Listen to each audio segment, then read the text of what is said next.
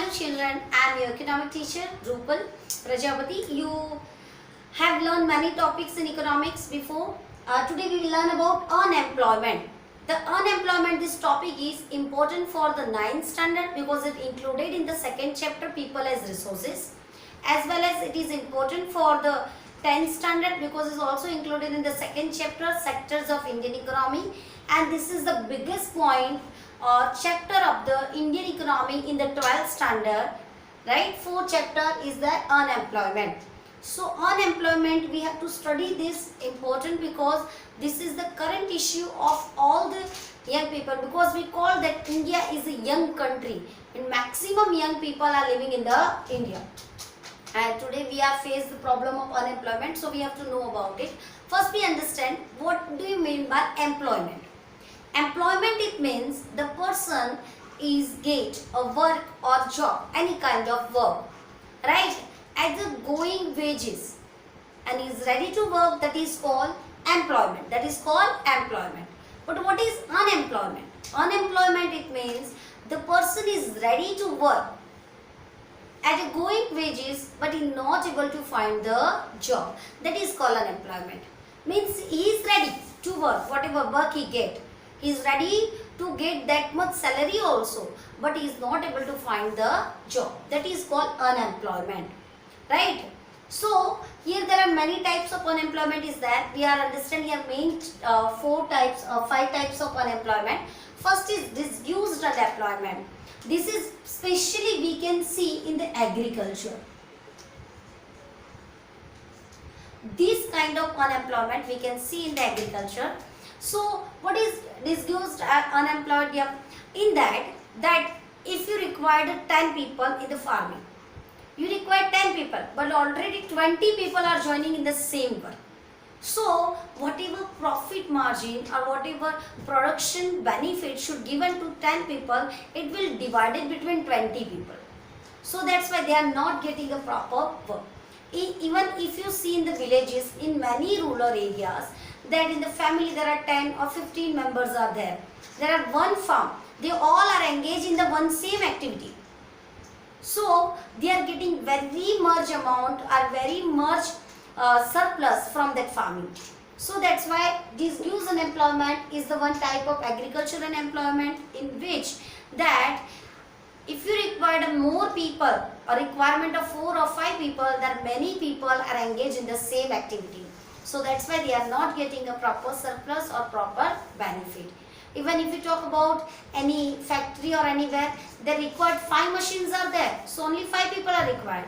But already 10 are working. So 5% salary is divided between 10. So everyone get little bit less amount. So that's why this is disguised unemployment, especially we can see in the agriculture sectors. So next is seasonal unemployment. Its name shows its definition, season-wise work. You have seen many people are selling crackers in the Diwali, kites in the Uttarayan, or Christmas candle or Christmas tree at the time of Christmas. Like that, people are working in a season basis. Even maximum farmers of India is also working in a season basis, because today also in some parts of India they are doing farming at the timing of monsoon only. So when rainy season is there, they can earn. If rainy season is not there, they will not earn. So this is called seasonal unemployment, means they are getting the work according to season, right? If season is there, they can earn. If season is not there, they are not able to earn. So rest of the year they are unemployed or they are sitting just idle because they don't have any work. Even you have seen some vendors, right? Some people who are not getting the proper work at the proper time. Let's go for the next. Next is frictional unemployment. Frictional unemployment is the one person is left one job to join another job. That is called frictional unemployment. It means if I am working as a teacher, if I got opportunity as a principal, I will leave this job and I will join another. A person is graduate, he is working in one company as a clerk, he become postgraduate, he can apply for the supervisor or manager. So that's why he leave one job to join another, because skill development is there. So that's why this is called frictional unemployment for the period of time the person is unemployed because he is finding a new opportunity or new work era because of its skill, right, because of its knowledge. So frictional unemployment is the person is leaving one job to join another. It is called frictional unemployment, means he is going for a new opportunity or next opportunity. Many areas you have seen that the college boy or college youth, they are joining some work, like survey work or anything. When they completed their study, they go for another work. So this is called frictional unemployment. Next, structural unemployment. Structural unemployment means it's a basis of skill. If you don't have a skill, you will not get the work. So structural unemployment means that because of a skill, because of a knowledge or educational, a person leave a job and it can be unemployed for a shorter period or time of period, that is called structural unemployment. Just example, today teachers are working with the pen, board, chalk, right? Today is the time of online teaching, online work. If they don't know about this, how they can work? So they become a structural unemployed, right?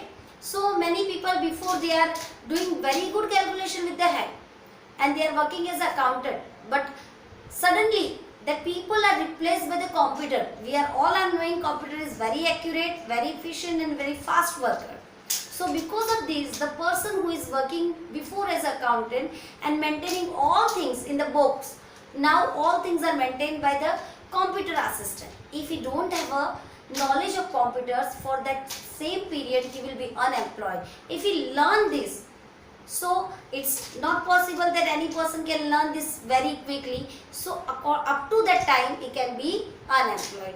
Even in the factories it's possible. There are every day there are new invention, every minute there are new invention. If the people are not knowing about new machines, okay, or new machining techniques and tools, if they are not knowing, they are unemployed for the some time or period. Up to that they are learning the new technology. Next is, this is means structural unemployment especially happen because of technological changes. When technology change, people should change themselves or learn new technology. If it's not possible, it's called structural unemployment. Next is cyclic unemployment. We are knowing that economic sometimes it goes up, right, and sometimes it goes down because of many reasons. So when the economy goes up, there are vast number of unemployment which carried out. But when it goes down, today's date, if you see, because of this pandemic, many people lost their job. So up to this pandemic, for 3 or 6 months, they don't have job. But when the scenario is regular, then they will get the job. So this is called cyclic unemployment. When economy rise or demand rise. In economic language, we can say when the demand rise, then they will get the employment. But the demand is not there, they will not get the employment. Beside this, many other types are that you can understand. Educated unemployment, the people who are educated but still not find a job or not find any work, that is called educated unemployment. Next is voluntary unemployment. This is not type, but we have to understand it. Voluntary unemployment is that I am skillful, I have knowledge of technology, but I don't want to work. So it's been voluntary unemployment, but this employment is not calculated in the national income or national ratio. This will not calculate it. So voluntary unemployment, the person have all the knowledge, but they don't want to work. So this is called voluntary unemployment. With that, we have to also learn about that underemployment. See, to decide the employment, government decides some norms. For this, they are providing work for some times of period. So daily 8 hours, right? Weekly 72 hours. Like that, they have decided some hours, some days where the people should get the work. The people are getting the work less than these hours. It means a daily government norms decide that 8-hour work I should get. But if I get the work for only 4 hours, or the wages decided by the norms that the software engineer should get the salary more than 25k or 30k, but it gets half of this or less of this, This is called underemployment. Even this disuse unemployment is also come under unemployment, because the work and the surplus is divided between many people, so they are not getting the exactly amount what they should get. With that, we have a regional employment, region wise unemployment. Many area have factories, right? So the worker get the job, but other area don't have this kind of things. The people are become unemployed and they have to go to different places. They are migrate to the cities, migrate to the well-known cities where the factories are developed. You have seen that in Mumbai, Surat, Bangalore, many people shifted to get the new work. So this is regional unemployment. Every region don't have this, but many region this unemployment is there. So unemployment is important topic that we have to understand. There are 5 types of unemployment. Disuse, it means there are requirement of people, then there more people are working the same area.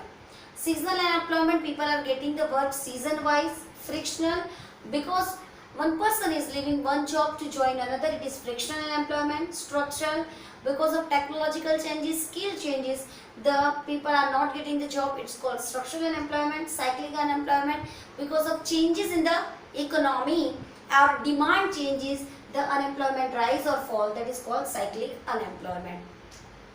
With that, we have to understand, this is only for 12th standard, but they have to understand that we have one criteria of unemployment. In that, we have specially learned the economy described by the Keynes. So when we are learning the Keynes economy, Keynes is saying that is maximum time unemployment is there. But with that, Walras is saying that full employment. Full employment, it means all the people are getting the work. Every people are getting the work at the going wages. And this is only assumption because it's never possible. Right? So Walras is talking about full employment, but Keynes is saying if we are talking about labor and wages, if we are focusing on the labor and especially on the wages, then we will achieve the full employment ratio. Thank you.